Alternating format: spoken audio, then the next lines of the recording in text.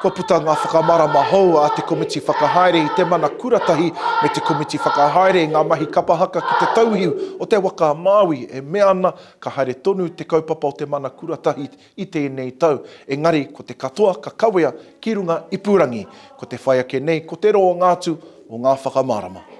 Ko te hauora me te haumarutanga o ngā tamariki katoa, ka noho matua.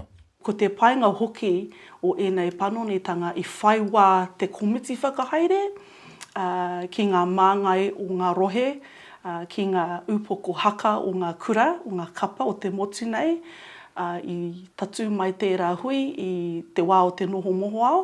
Nō reira, e mihi ana ki tērā āhuatanga, ki tērā whainga o rātou, kia whakawhiti kōrero. Ka mahi ngātahi te komiti āmotu a Te Mana Kura Tahi me te komiti whakahaere a te tauihu o te waka Māui me ngā mana nui o ngā rohe puta noa. Ki te ata whiriwhiri i ngā whakaritenga mo te nukutanga atu o te kaupapa nei ki runga i Pūrangi. Te maharahara iti nei o mātou o te rohe nei, ka pēhea nei tērā wairua. Te wairua ka tū wā tātou, wā mātou, a tātou tamariki, ki te papa whakatū waiwai, me pēhea tērā. Ko te mahi a ngā kaiako, ko te mahi o te whānau, kia rite mai tērā hiahia tonu, ki roto i a tātou tamariki o te motu, kia hia kai tonu te tū. Kua puta ke atu i te rāmarama i a te komiti whakahaere o ngā whakataetae āmotu o ngā Manu Kōrero, me te huringa atu o te kaupapa ki runga i Pūrangi, ko te huritanga mai ki te ao i Pūrangi, te huarahi ka parangia mā te matatini pea, ki te noho tonu a tāma ki makaurau, ki ngā taumata o hiti teitei. He wānanga nui tērā, he wānanga nui rawa atu tērā, ko kore pea au e tae te whakatau i oku whakaaro i te mea, e noho tai apa tonu ana au, e ruarangi rangirua tonu ana au i era whakaritenga. Ka aroha ki ngā kaupapa, kua roa nei, ngā tau kua roa nei. O te rā, mo te taha ki ngā Manu Kōrero, etahi o ngā Manu Kōrero kua roa rātau e rangahau ana i o rātau kaupapa. Kua roa rātau e whakarite-rite ana i a rātau anō kia huri pēnei. Engari, e tika ana kia mehia ngā hangarau o tēnei rā.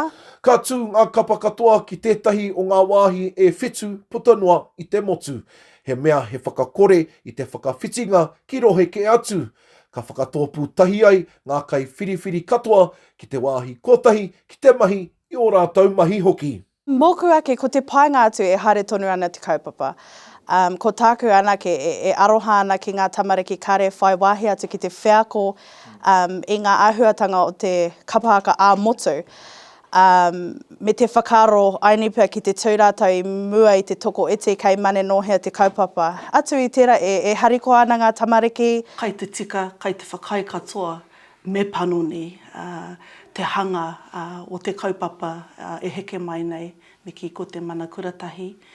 Anei ki te ao, tēnei ao, kōwhiore nei i tēnei wā. Waimari katoa tātou o te motu nei, kei te arihi kaha tēnei kāwanatanga kia patu katoa tēnei ngangara. Me he mea, ka eke tētahi rohe o waho atu i tāma ki makaurau, ki te taumata ohiti tuatoru, tuawhārānei, ka whakakore i Te Mana Kura Tahi whakataetae āmotu mō tēnei tau, 2020 mātahi, Tema Hemi, Te Reo o Te Uru.